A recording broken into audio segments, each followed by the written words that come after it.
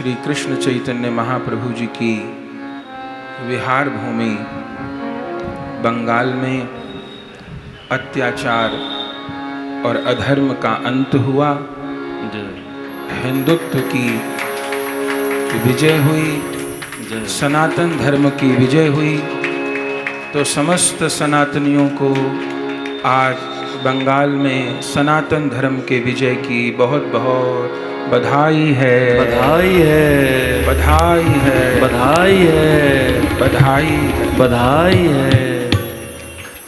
ऐसा पावन हमारा प्रांत स्वयं भगवान राधा कृष्ण मिलित तनु श्री कृष्ण चैतन्य महाप्रभु जहाँ प्रकट हुए, श्री रूप सनातन गोस्वामी पाद अपने सब आचार्यगण जिन्होंने ब्रज वृंदावन को प्रकट किया, ब्रज वृंदावन की उपासना को प्रकट किया, असंख्य भगवत भक्त, असंख्य शूरवीर, और उस भूमि पर कितने वर्षों से कैसा अत्याचार हो रहा था। हमारी खूब कथाएं होती हैं बंगाल में, कलकत्ता में। हम वहाँ के हाल को बहुत नज़दीकी से जानते थे। बड़े सेठ लोग, उद्योगपति लोग भी जुड़े थे और एकदम सामान्य ग्रामवासी लोग भी जुड़े हैं। बड़े बड़े उद्योगपति लोग भी बोलते थे कि महाराज हम लोग बंगाल में नहीं रह रहे, बांग्लादेश में रह रहे हैं इस समय। और गांवों की तो इतनी दुर्दशा थी, हिंदुओं पे इतना अत्याचार हो रहा था जिसकी कोई सीमा नहीं थी। कंस के समय में जैसा हाल था ऐसा उसने कर रखा था। पूरी तरह गुंडों का राज था वहां। उसके जो यवन नेता थे, गांवों में जो थोड़े गरीब लोग हैं, हिंदू लोग, उनके घर में जो नई बहू आती थी, जवान बेटी होती थी, उसको कहते थे कि हमारे ऑफिस में भेज देना। और हिंदू लोग कहीं शिकायत करते थे तो उन पे अत्याचार, उनके घर जला देना, दुकानें लूट लेना। जैसा औरंगजेब ने किया था ऐसा बंगाल में हाल हो रहा था। और यदि ये परिवर्तन न होता तो आप सोचिए और 5-10 साल ये लोग रह जाते तो जो स्थिति कश्मीर की है वो स्थिति बंगाल की हो जाती। लगातार बांग्लादेशी लोगों को घुसाना केवल इसलिए कि मेरा वोट बैंक बढ़े, और वो आकर के उपद्रव करते, विस्फोट करते, हिंदुओं पे अत्याचार करते। सबसे ज्यादा गोहत्या, गो तस्करी बंगाल की सीमा से बांग्लादेश में होती। खुद वहाँ की पुलिस, वहाँ का प्रशासन ही, जब राजा भ्रष्ट हो जाता है किसी स्थान का तो फिर सारा प्रशासन ही ऐसा हो जाता है। गाय के शरीर में केले का पेड़ बांध के उसको नदी में गिरा देते थे और वो केले के पेड़ के सहारे डूबती नहीं है गाय। और वो बांग्लादेश में इनके एजेंट खड़े रहते थे और वहां वो ले जाकर के गोहत्या करते थे। सारे पाप करो। हम लोग गौर मंडल की यात्रा करते हैं, हर 20-50 किलोमीटर पे गुंडे खड़े हैं और बांस रस्सी से बांधे हैं और उनका टोल टैक्स चालू। कोई पर्ची नहीं, कोई सरकारी व्यवस्था नहीं, और सब वाहनों को रोक करके वो पैसा ले रहे हैं। महान अत्याचार इस समय बंगाल की धरती पर हो रहा था। हम तो महाप्रभु जी को प्रार्थना करते थे कि अपनी भूमि को आप संभालिए, स्वच्छ करिए। सो आज महाप्रभु जी की दया हुई कि अधर्म का अंत हुआ, अत्याचार का अंत हुआ और सनातन धर्म की विजय हुई। तो इस बात को लेकर के बड़ी प्रसन्नता है। महाप्रभु की कितनी लीला स्थलियां गुप्त हो गईं। यवनों ने अधिकार कर लिए, कितने लीला स्थल समाप्त हो गए। जिन गांवों में हिंदुओं की संख्या कम हुई वहीं पर अराजकता, बुरा हाल मचाया था, केवल अपने वोट के लिए। अभी क्या है, कुछ विधर्मी नेताओं की ऐसी नीति हो गई है कि मुसलमानों को सिर पे चढ़ाओ और हिंदुओं को जात में लड़ाओ और फिर वोट कमाओ। यही नीति बहुत लोगों ने अपना रखी है।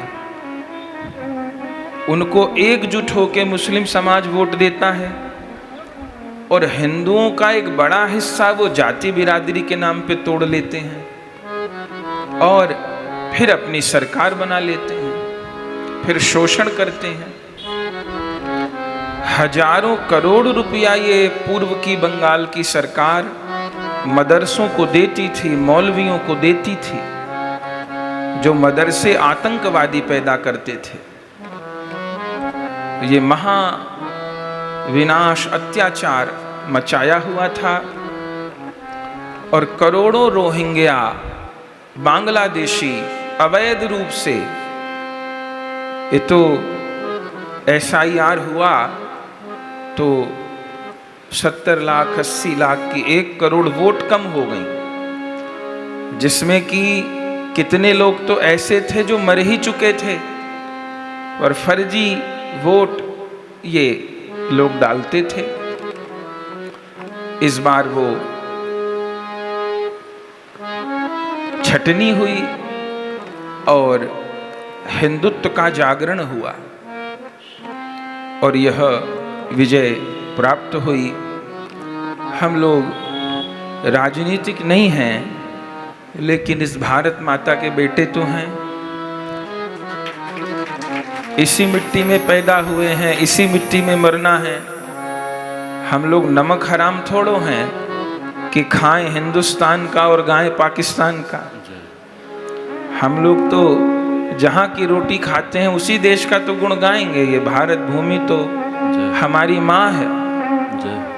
भयानक अत्याचार किया हुआ था और सबसे बड़ी बात यह है कि हिंदू लोग एकत्र हो, ये सबसे बड़ी बात है। और ये बंगाल नहीं, ये पूरे भारत देश के लिए बात है। हम सब हिंदुओं को एक होना पड़ेगा, कोई बटा नहीं।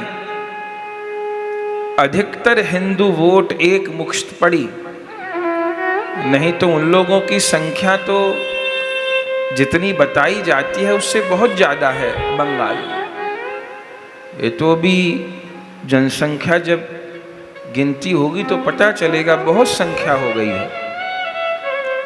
लेकिन एक मुश्त वोट पड़ी हिंदुओं की और ये विजय हुई। पूरे भारतवर्ष में ही इस चीज की आवश्यकता है। और कुछ जो SIR हुआ, अपने वृंदावन में भी कितने बंगाल के लोग रहते हैं, इस बार सब वोट देने गए। कुछ ये था इस बार की वोट नहीं दिया तो अपना जो पहचान पत्र है वही निरस्त हो जाएगा, कुछ ये भी था। लेकिन इस विषय में हम पहले भी कहते हैं और अब भी कह रहे हैं, ये मौका है कहने का कि भैया खूब भक्ति करिए। जो वैष्णव जन है खूब भक्ति करें और जो भी संत लोग हैं वो खूब सत्संग करें, लोगों को भक्ति मार्ग पे चलाएं। लेकिन हमारा जो राष्ट्र के प्रति कर्तव्य है हम उसको न भूल जाएं। भक्ति करने का अर्थ ये नहीं है कि राष्ट्र के प्रति दायित्व भूल जाएं। भारतवर्ष है तभी वृंदावन है, भारतवर्ष है तभी अयोध्या है, भारतवर्ष है तभी चित्रकूट है। ये हमारे सारे धाम, तीर्थ, गंगा, यमुना, बद्री, केदार, ये सब भारत में ही है। भारत सुरक्षित है तो सारे तीर्थ सुरक्षित हैं, हम लोग भी सुरक्षित हैं। तो एक तो सब हिंदू वोट नहीं देते, ये तो कहेंगे कि अत्याचार हो रहा है, पर वोट के दिन निकलेंगे नहीं, छुट्टी मनाने चले जाएंगे। अब वो दूसरे लोग तो बच्चा बच्चा वोट देने जाएगा। पहले तो एक एक यवन 4-4 बार वोट देता था, ये वहां के रहने वालों ने हमको बताया, और हिंदू लोग वोट देने जाते नहीं थे। तो इस बार एक तो मोदी जी वो जो फर्जीवाड़ा चल रहा था उसको खत्म किए, और इधर हिंदू लोगों ने एकत्र होकर के वोट दिया, तभी ये परिणाम आया। नहीं तो ऐसा माया जाल बिछा रखा था उसने वहां पर कि उस माया जाल को तोड़ना आसान नहीं था। पूरा किला बना रखा था, ऐसा पूरा पाकिस्तान बनाने की तैयारी थी। लेकिन भगवान ने कृपा की और एक शुभ संकेत, एक शुभ परिणाम सामने आया है। अब बंगाल की उन्नति हो और जो विधर्मियों का आतंक है वो पूरी तरह से समाप्त हो, और बंगाल में भी सनातन धर्म की ध्वजा लहराए। हम क्या बताएं, आपको विश्वास नहीं होगा। कथा कहने जाते हैं बंगाल में, कलकत्ता में कथा होती है। कथा से पहले यजमान हमारे कान में आके क्या कह देते हैं, महाराज जी जय श्री राम मत बोलना। ये अनिल जी असत्य नहीं बोल रहे, सत्य बोल रहे हैं। यजमान हमारे कान में आके कलकत्ता में बोल देते थे कथा से पहले कि महाराज जी जय श्री राम का कीर्तन मत करवाना। हमने कहा भाई जय श्री राम का क्यों ना करवाएं, हिंदुस्तान में बैठे हैं। बोले महाराज पुलिस आ जाएगी, हमारी जो परमिशन है कैंसिल हो जाएगी, कार्यक्रम रुक जाएगा। हमें अचंभा होगा कि हिंदुस्तान में बैठे जय श्री राम नहीं बोल सके। ये काम तो औरंगजेब ने भी नहीं करे थे। ये सत्य बात बोल रहे हैं, शासन से बैठ के, आपको विश्वास ना हो। यजमान कान में कहते थे कि महाराज जी जय श्री राम मत बोलना। अब जय श्री राम बोलेंगे कि जय श्री कृष्ण बोलेंगे, ये कोई राजनीतिक दल बताएगा कि हिंदुस्तान में भी जय श्री राम बोलना है कि नहीं बोलना। ऐसा पाप उसने मचा रखा था। लेकिन कमी हिंदू की ही थी। उसके भ्रम जाल से सब लोग बाहर आ पाए और अपने हित को देखा तो देखिए सब लोग परास्त हो गए। ऐसे ही अभी भी बहुत देर नहीं हुई है। अभी भी भारतवर्ष में 80% हिंदू हैं। यदि वो 80% एकजुट रहें तो ऐसी कोई समस्या नहीं है जिसका समाधान नहीं हो सकता। हर समस्या का समाधान हो सकता है, पर हम लोग बटे ना। पूरे 5 साल जो बने सो बने रहें। पूरे 5 साल ब्राह्मण बने रहिए, बनिया बने रहिए, क्षत्रिय बने रहिए, जो बिरादरी सो बने रहिए, पर जिस दिन वोट देने जाए उस दिन हिंदू बन के वोट देने जय हो। उस दिन बिरादरी में बट के नहीं जाए, उस दिन हिंदू बन के वोट देने जाए। और अब जिन लोगों के हाथ में सत्ता आई है, अब हिंदू समाज को तो उन्हीं से आशा है। अब कितने ऐसे भी संत लोग हैं, आध्यात्मिक लोग हैं, जो मोदी जी में भी कमी बताते हैं कि भाई ये काम नहीं हुआ, वो काम नहीं हुआ, ऐसा होना चाहिए। लेकिन इसका उत्तर ये है कि मोदी नहीं तो कौन, कोई दूसरा है? कोई दूसरा नहीं है। दूसरी बात, जिन्होंने 370 जैसी धारा को हटाया, जो समान नागरिकता वाला कानून लेकर के आए, राम जन्मभूमि जैसा दिव्य कर्म संपादित हुआ, तो बाकी जो अधूरे काम है उसकी भी उन्हीं से आशा है। और किससे आशा है? जय हो। उन लोगों से आशा है जिन्होंने अयोध्या में राम भक्तों पे गोलियां चलवाई थी, या उनसे आशा है जो कहते थे तिलक तराजू और तलवार इनको मारो जूते चार? किससे आशा है? आशा तो इन्हीं से। और किससे आशा है? तो अब जिनके हाथ में सत्ता है, आदरणीय मोदी जी, योगी जी, हम भी भारत के नागरिक हैं, हमको भी कहने का अधिकार है।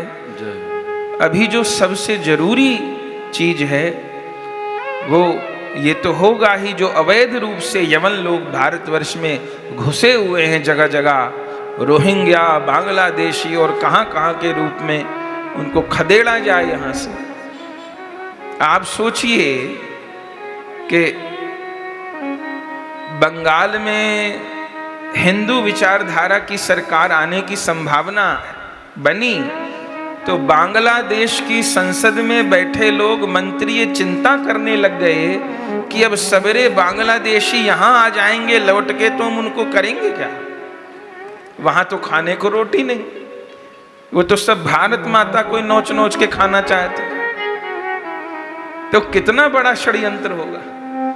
ये तो 1 करोड़ नाम कटे हैं, ये छटनी होगी तो पता नहीं कितने करोड़ यहां से गायब होंगे। जो हमारा हक है, हमारे बच्चों का हक है, उनको खा रहे हैं और हिंदू मूर्ख बना हुआ है।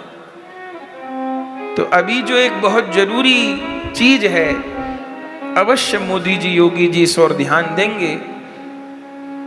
जो अवैध रूप से रह रहे हैं उनका तो यहां से निष्कासन हो ही। सबसे जरूरी जो कानून है वो इस समय जनसंख्या नियंत्रण कानून। सब चीज धरी रह जाएंगी। जो पशुओं की तरह बच्चे पैदा कर रहे हैं अपनी जनसंख्या बढ़ाने के लिए, पूरे डेमोग्राफी को खराब करने के लिए, वो जनसंख्या पर नियंत्रण हो। और फिर जो हमारी गोमाता कष्ट पा रही है, जितने वहां बंगाल में कसाई खाने, आपको क्या बताएं। नवद्वीप धाम आपने नाम सब सुना है, चैतन्य महाप्रभु जी जन्म लिए। खास नवद्वीप धाम में एक बहुत बड़े संत हुए, श्री तीन कौड़ी प्रभु जी, उनकी समाधि पर अपना कीर्तन हुआ। जहां उनकी समाधि, वहां पर इस सरकार ने गाय का कत्ल खाना खुलवा दिया था। पूरी जमीन खरीद ली और गो हत्या के लिए बड़े बड़े आरे मशीन लग गए। अपने सब वैष्णवों ने, बाबा लोगों ने, गौर भक्तों ने वहां आंदोलन किया और फिर कैसे करके उस जमीन को लिया गया और अभी वहां महाप्रभु जी विराजमान हुए।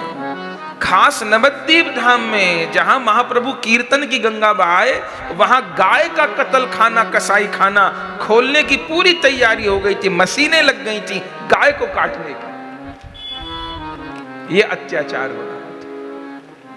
तो जनसंख्या नियंत्रण कानून बने जल्दी से जल्दी, और गौ माता सुरक्षित हो। गौ माता के रक्त की एक भी बूंद धरती पे ना गिरे। हम हिंदुओं के लिए धिक्कार है। जिस गोपाल की कथा गा रहे हैं, वो गोपाल तो हमारे इष्ट हैं, पर उस गोपाल की भी इष्ट गौ माता है। गौ माता तो हमारी अति इष्ट है। उस गौ माता का रक्त न गिरे। पूरी तरह से, बहुत कड़ाई से गोहत्या विरोधी कानून लागू हो, जनसंख्या नियंत्रण कानून लागू हो, हमारी गंगा जी, यमुना जी की धारा निर्मल हो, और जैसे हमको श्री राम जन्मभूमि प्राप्त हुई, ऐसे कृष्ण जन्मभूमि भी प्राप्त हो। ऐसे काशी विश्वनाथ भी पूर्ण रूप से प्राप्त हो। जहां जहां इन आताताइयों ने अधर्म किया है वो स्थान अपने को प्राप्त हों। ये जो लव जिहाद के द्वारा हिंदू बेटियों को निशाने पर बनाया जा रहा है, उस लव जिहाद करने वाले को मृत्यु दंड का विधान हो, उसको फांसी पे चढ़ाया जाए कढ़ाई से। ये लोग कोई भाईचारा नहीं मानने वाले। और मोदी जी को भी ये समझना होगा कि वो कितने ही नारे दे लें, सबका साथ सबका विश्वास, उनको सबका साथ कभी मिलने वाला है नहीं। उनको केवल हिंदू का ही साथ मिलेगा। हिंदुओं ने ही उनको प्रधानमंत्री बनाया है, हिंदुओं ने ही उनको बंगाल जितवाया है। ये सबका साथ कभी मिलना नहीं। ये जब मिलेगा हिंदू का ही साथ मिलेगा। तो हिंदू हित की किसी भी प्रकार अवहेलना न हो। हमारा भारतवर्ष हिंदू राष्ट्र बने, सनातन धर्म की ध्वजा लहराए। बस यही प्रार्थना भागवत जी के चरणों में करते हैं, महाप्रभु जी के चरणों में करते हैं। तो पुनः पुनः आज महाप्रभु की, बंगाल से तो हम लोगों का विशेष लगाव है ना। हम लोग की तो परंपरा का उदय ही बंगाल से है। आप लोग जानते हैं ब्रज वृंदावन को कोई नहीं जानता था। सब आचार्य तो बंगाल से ही पधारे। रूप गोस्वामी, सनातन गोस्वामी, लोकनाथ गोस्वामी, भूगर्भ गोस्वामी, स्वयं महाप्रभु जी अवतार लिए, नित्यानंद प्रभु जी अवतार लिए, सारे जगत को प्रेम दान किए। और इन पापियों ने रक्त रंजित किया हुआ था भूमि को। तो पुनः गौर नाम की, कृष्ण नाम की गंगा वहां बहे, हमारे सनातन धर्म की जय जयकार हो। बस यही प्रार्थना करते हुए एक बार प्रेम से कहिए, भारत माता की जय हो, भारत माता की जय हो, सत्य सनातन धर्म की जय हो। वंदे मातरम, वंदे मातरम, वंदे मातरम, वंदे मातरम।